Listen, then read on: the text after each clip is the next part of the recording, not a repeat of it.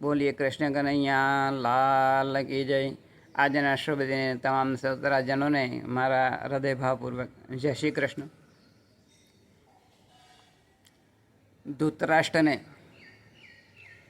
અનેક ઘણો પસ્તાવો થયો કે મેં વાત્સલ્ય પ્રેમ રાખી અને પાંડવોને એ જુગાર રમવા માટે એ દુર્યોધને બોલાવ્યા હતા અને અરે રે રે પાંડવોને વનવાસ આપ્યો। ત્યાર પછી આટલું મોટું ઘણું બધું યુદ્ધ થયું મોટું, અને આ યુદ્ધની અંદર 45 લાખ માણસો એ પોતે કચ્ચર ઘાણ થઈ ગયા, અને આવું રાજ એ મેં પ્રાપ્ત કર્યું।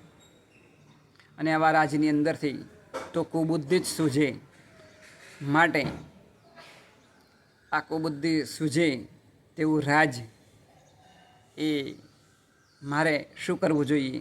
પરંતુ મેં વાત્સલ્ય પ્રેમના કારણે, એટલે કે મારા બાળકની અંદર દુર્યોધનની અંદર ઘણો બધો પ્રેમ હતો, આના કારણે આવું બધું એ યુદ્ધ એ સર્જાયું અને આટલું બધું નુકસાન થયું। આવી રીતે એ પોતે ધૃતરાષ્ટ્ર એ પસ્તાવો કરે છે। દુર્યોધન, કર્ણ, દુશાસન અને શકુની આમની બુદ્ધિ ભ્રષ્ટ થઈ ગઈ હતી। આમ જો કપટ રાખવામાં આવે, અનીતિ રાખવામાં આવે અને અનીતિનું ધન મેળવી અને જો એનો ઉપયોગ કરવામાં આવે તો એ બુદ્ધિ એ ભ્રષ્ટ થતી હોય છે, અને પોતે વ્યક્તિ એ પોતાના જીવનની અંદર તો દુઃખી થાય જ છે, પરંતુ એ આખા કુટુંબને પણ એ દુઃખી કરતા હોય છે।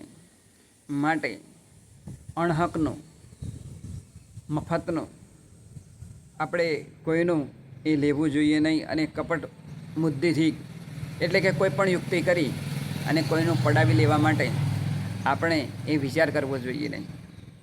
અત્યારના સમયની અંદર બીજાને બાટલીની અંદર પૂરી અને બૂચ મારી દે અને પછી એનું જે ધન હોય તે હડપ કરી લે, પરંતુ એવા ધનથી એ બુદ્ધિ એ ભ્રષ્ટ થતી હોય છે, અને પોતે અને પોતાના કુટુંબની અંદર એ અધોપતિના માર્ગે એ જતા હોય છે અને દુઃખી થતા હોય છે।